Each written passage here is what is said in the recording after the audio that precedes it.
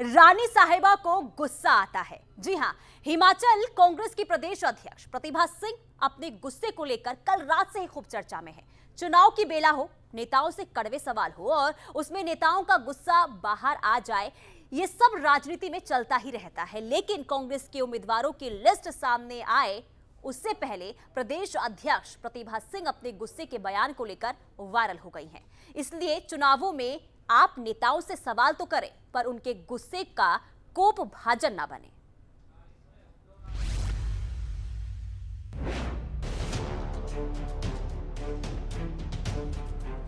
दिल्ली में कल देर रात परिवारवाद और पुत्रमोह को लेकर पूछे गए एक सवाल पर हिमाचल कांग्रेस अध्यक्ष प्रतिभा सिंह आग बबूला हो गई। मतलब के क्वेश्चन मत पूछो आप। What is this nonsense? पुत्रमोह और परिवारवाद और नॉनसेंस। मतलब के क्वेश्चन मत पूछो आप। What is this nonsense? पुत्रमोह और परिवारवाद और नॉनसेंस। यूं तो हिमाचल की राजनीति में परिवारवाद का मुद्दा कोई पुराना नहीं है, मगर इस परिवारवाद के मुद्दे पर शांत स्वभाव की प्रदेश अध्यक्ष प्रतिभा सिंह भी गुस्सा हो जाती हैं। वजह परिवारवाद पर हर बार हर चुनाव में इस परिवार से सवाल होते हैं और शायद यही वजह है प्रतिभा सिंह से ये सवाल पूछे जाने पर वो आज भी बिफर जाती हैं। मतलब के क्वेश्चन मत पूछो आप। What is this nonsense? पुत्रमोह और परिवारवाद और नॉनसेंस। मतलब के क्वेश्चन मत पूछो आप। What is this nonsense? पुत्रमोह और परिवारवाद और नॉनसेंस। ऐसा भी नहीं है कि परिवारवाद में कांग्रेस देश और हिमाचल में अकेली उलझी है। हिमाचल में कांग्रेस के अंदर आज भी राजनीतिक परिवार के दर्जन से ज्यादा चेहरे अपने सियासी परिवार की परंपरा को आगे बढ़ा रहे हैं। इनमें चंद्र कुमार, कौल सिंह ठाकुर, भरमौरी जैसे नाम शामिल हैं। उधर भाजपा भी पीछे नहीं है। धूमल परिवार और महेश्वर सिंह के साथ महेंद्र सिंह परिवार की लिस्ट लंबी होती जा रही है, वो भी ऐसे में जब चेतन भ्राक्ता का उपचुनाव में टिकट सिर्फ इसी बात को लेकर काट दिया गया कि भाजपा परिवारवाद को आगे नहीं बढ़ाएगी। उन्हें पार्टी से निकालकर वापस ले लिया गया और अब वो चुनाव लड़ने के प्रबल दावेदार हैं। ब्यूरो रिपोर्ट, सूर्य समाचार।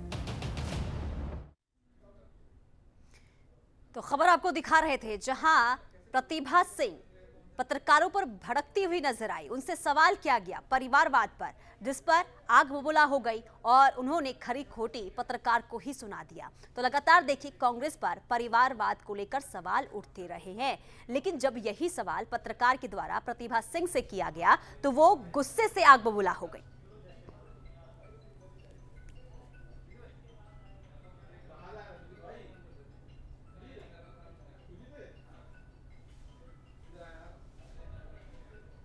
चलिए ज्यादा बातचीत कर लेते हैं। हमारे ब्यूरो चीफ अरुण उनियाल तमाम जानकारी के साथ फोन लाइव जुड़े हुए हैं।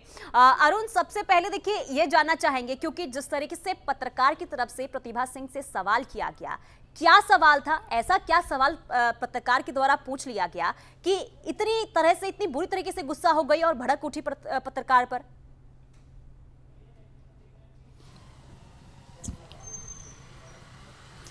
देखिए पुनीता, ये सवाल तो उनसे दिल्ली में किया गया था, लेकिन पत्रकार से उनसे पूछा जो लगता है वो यही गया था कि परिवारवाद और पुत्रमोह की राजनीति हिमाचल प्रदेश में और वीरभद्र सिंह परिवार के साथ नजर आती है, जिस पर वो इतना खफा दिखाई दी।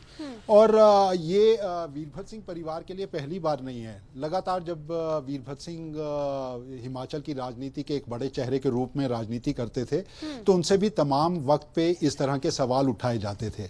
लेकिन हिमाचल की राजनीति अपवाद है, ऐसा नहीं है, और वो भी सिर्फ वीरभद्र सिंह परिवार के लिए ऐसा भी नहीं है। हिमाचल प्रदेश में चाहे कांग्रेस हो चाहे भाजपा हो, दोनों ही राजनीतिक दलों के भीतर परिवारवाद की राजनीति उलांचे भरती रही है और दोनों तरफ आपको परिवारवाद के चेहरे जरूर नजर आते रहेंगे।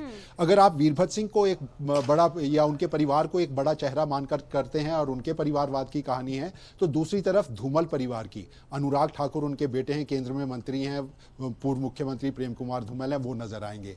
अगर आप भाजपा में और कांग्रेस में तमाम उन नेताओं की बात करते हैं जो पूर्व में कैबिनेट मंत्री रहे हैं और उनके बेटे अब हिमाचल की राजनीति में कांग्रेस और भाजपा की राजनीति को आगे बढ़ा रहे हैं, तो आपको उनको वो चेहरे भी दिखाई देंगे। हिमाचल प्रदेश के अंदर चंद्र कुमार एक कैबिनेट का चेहरा इसी तरह के रहे हैं। इनके अलावा लगभग 1 दर्जन से ज्यादा कांग्रेस के अंदर ऐसे चेहरे हैं जिनके पिता कभी ना कभी एक बड़े कदावर नेता हिमाचल प्रदेश की कांग्रेस की राजनीति में रहे। आज उनके पुत्र हिमाचल की राजनीति में शामिल नजर आते हैं और उन्होंने सबने अपनी अपनी जगह बनाई है। ऐसा नहीं है कि हिमाचल प्रदेश में सिर्फ परिवार की राजनीति के ऊपर ही ये सारे आगे बढ़े हों। आप याद करिए, जब अनुराग ठाकुर ने अपनी राजनीतिक सियासत पारी शुरू की थी तो मुख्यमंत्री प्रेम कुमार धूमल हुआ करते थे और कहा उनके लिए भी यही जाता था कि मुख्यमंत्री क्योंकि उनके पिता हैं तो वो अपने पुत्र की राजनीति को आगे बढ़ा रहे हैं। लेकिन आज आप कद देखिए अनुराग ठाकुर का, एक बहुत बड़ा कद भाजपा के अंदर इनका रहा है। दूसरी तरफ आप देखेंगे तो वीरभद्र सिंह के परिवार के अंदर विक्रमादित्य ने अपनी जगह अपने आप बनाई है और वीरभद्र सिंह के नहीं रहने के बाद प्रतिभा सिंह पार्टी की अध्यक्ष बनी है। तो कांग्रेस की पार्टी की स्थितियां और भाजपा की स्थितियां वो लगभग समान दिखाई देती हैं। लेकिन आमतौर पर चुनावों के दौर पर पूछे जाने वाले इन सवालों पर प्रतिभा सिंह का गुस्सा हो जाना, कई मौके बेमौके उनका इस तरह से गुस्सा हो जाना, वो सियासी तौर पर उनके लिए ही तकलीफदेह साबित हो सकता है। ये हम जरूर मानते हैं। और नेताओं को गुस्सा, अगर कड़वे सवाल पूछ लिए जाएं तो उनको नेताओं को गुस्सा क्यों आ जाता है, ये आखिर लोग नहीं समझ पाते हैं। हाँ, इसको लेकर सवाल जरूर बने, उनके इस आचरण को लेकर चर्चाएं बहुत ज्यादा गरमाने लगी। विपक्ष मोटे तौर पर भाजपा हमला करता नजर आ रहा है कि ये आचरण है कांग्रेस का, ये आचरण है कांग्रेस के परिवार का, ये आचरण है वीरभद्र सिंह के परिवार का, और वो जतलाने की कोशिश इस राजनीति के साथ सियासी तौर पर आगे बढ़ती जरूर दिखाई दे रही है। लेकिन राजनीतिक परिवार के हिमाचल प्रदेश में आगे बढ़ने की सूरत हाल वो कांग्रेस और भाजपा दोनों में है और इसका खामियाजा अगर किसी को भुगतना पड़ेगा।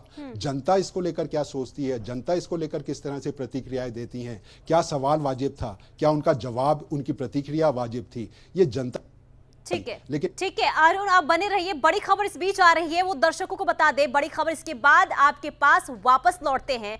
बड़ी खबर आपको बता दे, प्रतिभा सिंह के पत्रकारों से बसलूकी पर बीजेपी प्रदेश सचिव का तंज। चुनाव में हार सामने देख विवादित बयान देने को मजबूर है। लोकतंत्र के चौथे स्तंभ को दबाने की कोशिश कांग्रेस करती है। पत्रकारों के सवाल पर भड़की थी प्रतिभा सिंह, जिस पर बीजेपी की तरफ से ये बयान सामने आया है। उन्होंने कहा है कि प्रतिभा सिंह के पत्रकारों से बसलूकी पर बीजेपी प्रदेश सचिव का तंज, और उन्होंने कहा है कि चुनाव में हार सामने देखकर विवादित बयान देने को मजबूर हुई है प्रतिभा सिंह। लोकतंत्र के चौथे स्तंभ को दबाने की कोशिश कांग्रेस करती है, तो ये कहना है बीजेपी के प्रदेश सचिव का। और अरुण उनियाल हमारे साथ लाइव जुड़ चुके हैं, उनके पास भी जाएंगे और उनसे भी तमाम जानकारी लेंगे। लेकिन क्या कुछ कहा गया है बीजेपी के प्रदेश सचिव की तरफ से, वो आपको सुनवा देते हैं। भारतीय जनता पार्टी हिमाचल प्रदेश उनके द्वारा किए गए उस दुर्व्यवहार की कड़ी निंदा करती है। और हम सभी जानते हैं कि ये कांग्रेस की संस्कृति ही रही है कि वो समाज जीवन के किसी भी प्रमुख जो हमारे लोकतंत्र के जो स्तंभ हैं, उन्होंने समय समय पर ऐसे उनको ध्वस्त करने का काम किया है। और रानी प्रतिभा सिंह के उस दुर्व्यवहार से उनकी हताशा झलकती है। जिस प्रकार से अभी चुनाव हिमाचल प्रदेश में आने वाले समय में यानी 12 नवंबर को हो रहा है, तो उससे ध्यान में आता है कि उनकी हताशा दिख रही है कि कांग्रेस पार्टी किस प्रकार से बैकफुट पे चले गई है और उनके बड़े बड़े नेता भारतीय जनता पार्टी को ज्वाइन कर रहे हैं।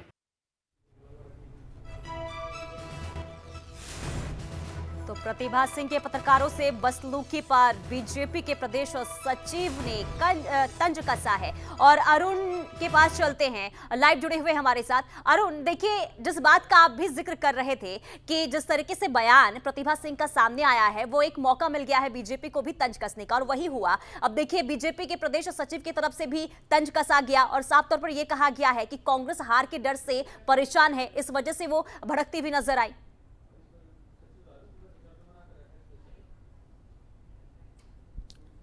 देखिए पुनीता, जाहिर तौर पर यह तो होना ही था। और आप सिर्फ एक प्रदेश सचिव की बात ही नहीं करिए, हिमाचल प्रदेश के तमाम जिलों के भीतर बलदेव तोमर हाटी समुदाय के मामले को लेकर एक बड़ा चेहरे के रूप में भाजपा के नेता सामने आए हैं। उन्होंने भी इसी तरह का प्रतिकार, इसी तरह की प्रतिक्रिया जो है प्रतिभा सिंह के बयान के ऊपर जारी की है। और आने वाले वक्त में आप देखेंगे पुनीता कि इस मामले के ऊपर ज़्यादा हमलावर होती भाजपा नजर आएगी।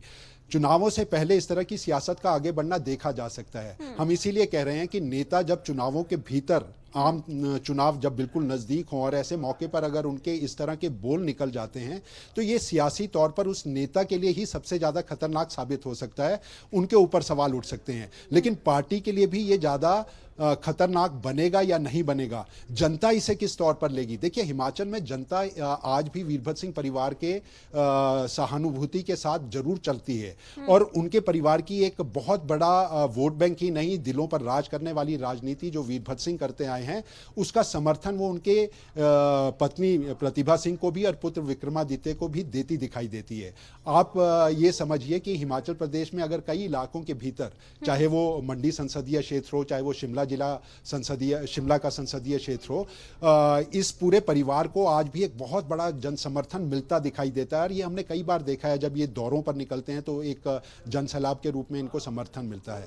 और ऐसे चेहरे के ये बोल कांग्रेस पार्टी के लिए खतरनाक हो ना हो, प्रतिभा सिंह की अपनी खुद की छवि और उनके खुद के आगे बढ़ती सियासी पारी के लिए जरूर बिल्कुल। और यही वजह है कि अरुण, देखिए, जब चुनाव आते हैं और इस समय में जरूरी ये हो जाता है नेताओं के लिए कि कुछ भी बोलते हैं तो सोच समझ कर बोलना चाहिए। लेकिन अरुण देखिए, ये भी समझने की जरूरत है कि लगातार हमेशा से बीजेपी कांग्रेस पर परिवारवाद को लेकर आरोप उठते रहे हैं और हर बार ये सवाल पूछा भी जाता है। लेकिन जब प्रतिभा सिंह से ये सवाल किया गया तो आखिर गुस्सा होने की जरूरत क्या थी? क्या इसके पीछे की वजह कुछ और थी?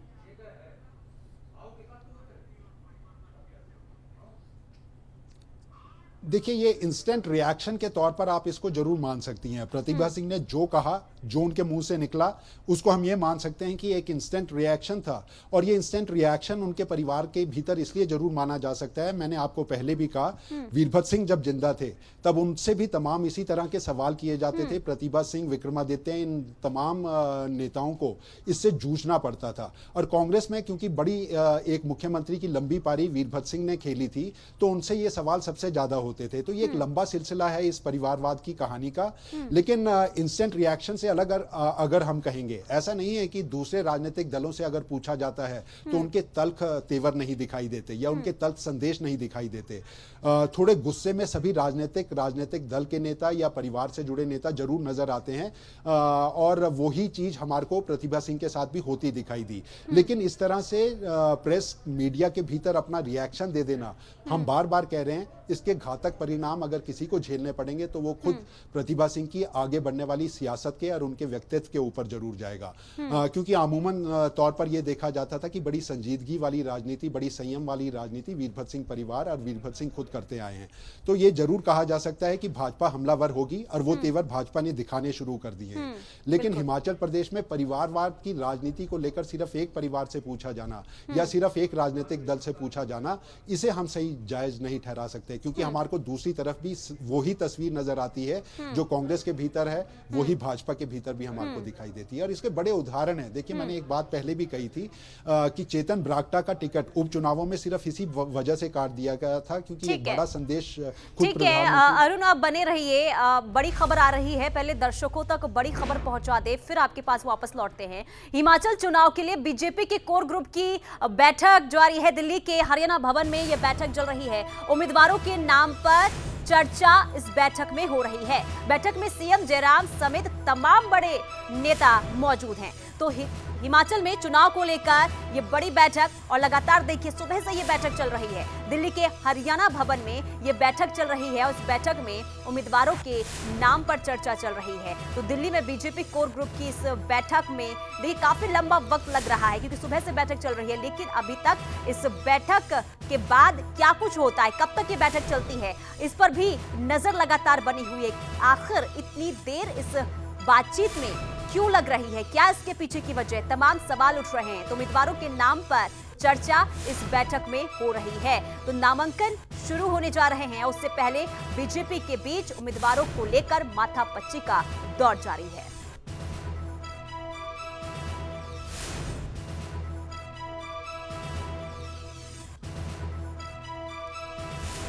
और ज्यादा जानकारी लेंगे, हमारे साथ अरुण उनियाल बने हुए हैं, साथ ही साथ विनय भी हमारे साथ बने हुए हैं। सबसे पहले विनय के पास चलते हैं। विनय, देखिए सुबह से ही कोर कमेटी की बैठक चल रही है, लेकिन अब तक ये बैठक खत्म नहीं हुई। आखिर किस वजह से इतनी देर इस बैठक में लग रही है? क्या कुछ अपडेट वहां से फिलहाल निकलकर सामने आ रहा है? देखिए, बिल्कुल सुबह 11 बजे ये बैठक शुरू हुई थी और अब 6:30 से ज्यादा का समय हो गया है।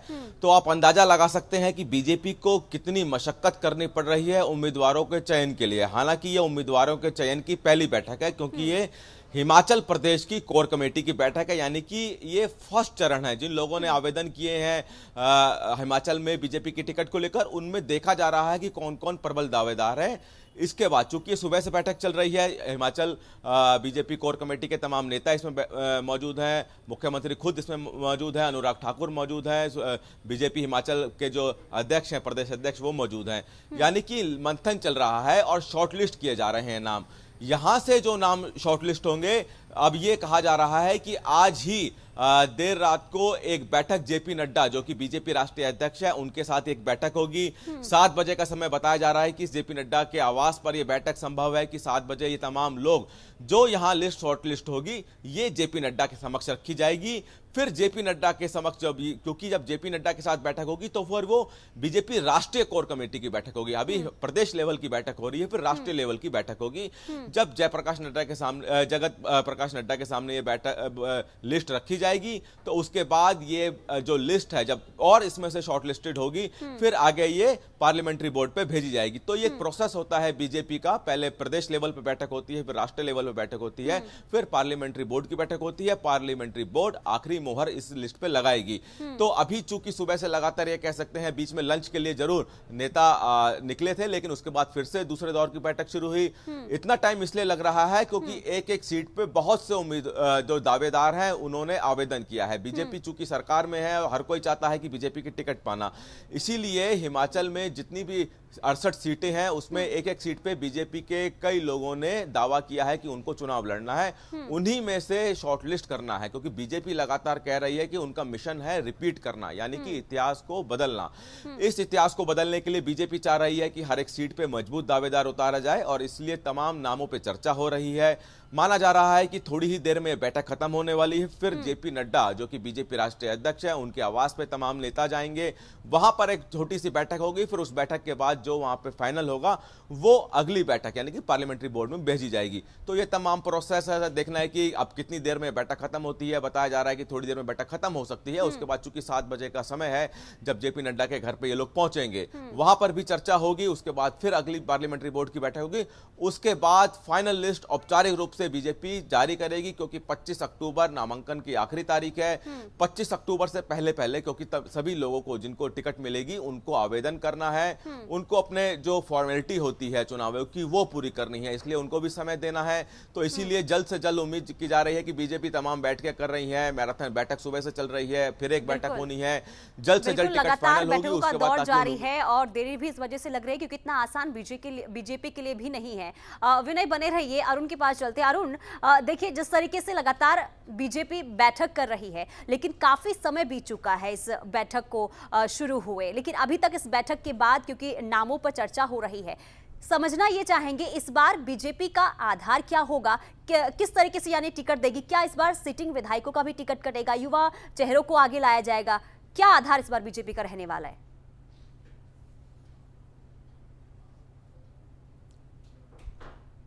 देखिए पुनीता, आधार क्या होगा इससे ज्यादा जरूरी एक बहुत बड़ी बात आपको नजर आएगी। ये पहला मौका होगा हिमाचल प्रदेश के इतिहास में जब आप नामांकन की तिथि तय हो चुकी है, चुनाव आयोग घोषणा कर चुका है, आज से नामांकन की प्रक्रिया शुरू हो गई है, लेकिन ना कांग्रेस और ना ही भाजपा दोनों ने अपने किसी भी कैंडिडेट की पहली लिस्ट तक जारी नहीं की है। तो आप समझिए कि हिमाचल प्रदेश का ये जो होने वाला चुनाव है, ये दोनों राजनीतिक दल इसे किस तौर पर देख रहे हैं। और हम लगातार एक बात सुबह से कह रहे हैं कि पहले आप लिस्ट पहले कौन जारी करेगा? कांग्रेस इंतजार कर रही है कि भाजपा पहले जारी कर दे, भाजपा इंतजार कर रही है कि कांग्रेस पहले कर दे, और ये खेल राजनीति का, सियासत का अब नजर आने लगा है। और दुविधा में देखिए, हिमाचल प्रदेश में भाजपा ने अपनी कोर कमेटी की बैठक, हम पीटर हॉफ शिमला में अभी खड़े हैं, और आपको याद होगा लगातार कोर कमेटी की बैठक यहां पर हुई, कई सर्वे रिपोर्ट के आधार पर लिस्ट के नामों के जाने की बात यहां पर सामने हुई। तो भाजपा बड़े लंबे समय से इस कवायद को करती नजर आ रही है, लेकिन आज भी फैसला नहीं हो पा रहा है। कल हिमाचल प्रदेश के कोर कमेटी के सारे सदस्यों को दिल्ली बुलाया गया।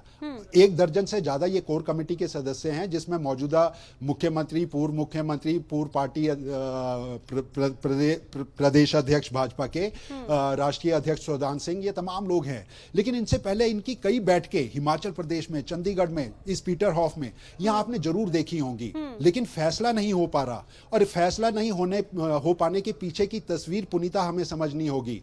अंदर खाते भाजपा के अंदर भी अब यह नजर आने लगा है कि वो जो विस्फोटक स्थिति है, वो जो अंदर खाते एक दूसरे का भीतर घात है, वो चुनाव के टिकट के दौर में कहीं ना कहीं भाजपा में भी नजर आ रहा है। और कांग्रेस के भीतर तो हम तमाम तौर पर ये शुरुआत से कहते आए हैं कि कांग्रेस में वीरभद्र सिंह के अब जो कुर्सी है उसके वर्चस्व की लड़ाई है। और देखिए जिस तरीके से बीजेपी दावा भी कर रही है कि एक बार फिर से हिमाचल में सरकार रिपीट होगी, और यही वजह है कि इतना लंबा वक्त भी लग रहा है, और ये भी विचार विमर्श किया जा रहा है कि इस बार आखिर किसे टिकट दिया जाए। बहुत शुक्रिया।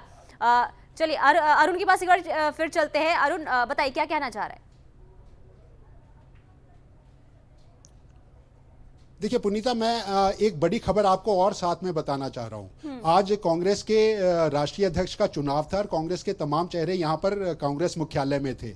लेकिन इस चुनाव का मतदान करने के बाद सीएलपी नेता मुकेश अग्निहोत्री मीडिया के सामने आए और उन्होंने एक बात को कहा है, और ये भी बड़ी हैरान करने वाली बात है। उन्होंने चुनाव आयोग से अपील की है कि ये जो 25 तारीख तक का समय दिया गया है नामांकन का, इसे और आगे सरकाया जाए, इसे और आगे बढ़ाया जाए। और उसकी वजह उन्होंने कहा है कि कांग्रेस और भाजपा दोनों अपनी लिस्ट जारी नहीं कर पाई है, और साथ में छुट्टियों का हवाला दिया है। 22, 23, 24 को शनिवार, रविवार और उसके बाद दिवाली की छुट्टियों का हवाला देते हुए, और 25 तारीख तक अमावस्या का हवाला उन्होंने दे दिया है। और अपील की है चुनाव आयोग हिमाचल प्रदेश में कांग्रेस और भाजपा के नेताओं की लिस्ट जारी होने के इस कश्मकश के बीच में इस नामांकन की तिथि को आगे बढ़ा दे। तो आप समझिए क्या, किस स्थिति में कांग्रेस और भाजपा होंगे, किस स्थिति में ये राजनीतिक दल ये दौड़ देख रहे होंगे। और उसके पीछे पुनीता सिर्फ एक ही वजह है, इनके नाराज चेहरे कहीं दूसरी पार्टी में ना चले जाएं। तीसरा दल आम आदमी पार्टी बिल्कुल तैयार बैठा है, जो नाराज नेता होंगे उनको झटकने की तैयारी में आम आदमी पार्टी है। ये तस्वीर हिमाचल प्रदेश के चुनाव में नजर आने लगी है, और डर भी दोनों राजनीतिक दल कांग्रेस और भाजपा का दिखाई देने लगा है, भले ये बोले या ना बोले। लेकिन ये तस्वीर बिल्कुल साफ कहानी कह रही है, हिमाचल के चुनाव दिलचस्प होने वाले हैं। कोई भी बाजी हारना नहीं चाहता, फूंक फूंक कर कदम रखने की बात है टिकटों का सबसे पहले, क्योंकि अगर कहेंगे कि इसका चुनाव के नतीजों का नतीजा सामने आएगा तो वो टिकट के चेहरे कौन होंगे वो ही होगा। जहां तक भाजपा की बात है, हम पुराने तौर पर भी इसको जानते हैं, दूसरे राज्यों में भी हमने देखा है, एंटी इनकम्बेंसी को तोड़ने के लिए नए चेहरों का बदलाव भाजपा कर देती है। आला कमान इसके ऊपर एक सशक्त रिपोर्ट तैयार करने के बाद उसका फैसला बिल्कुल अरुण, और देखिए जिस तरीके से माथापच्ची का दौर चल रहा है प्रत्याशियों के नाम को लेकर, और जाहिर तौर पर दोनों ही पार्टियां जो है किसी भी तरीके से कोई कमी नहीं छोड़ना चाहती है ताकि जनता के दिल को जीता जा सके। और यही वजह है कि लगातार बैठकों का दौर भी चल रहा है और विचार विमर्श भी किया जा रहा है, सोचा समझा जा रहा है कि आखिर किस उम्मीदवार को टिकट दिया जाए। बहुत शुक्रिया अरुण और विनय तमाम जानकारी के लिए।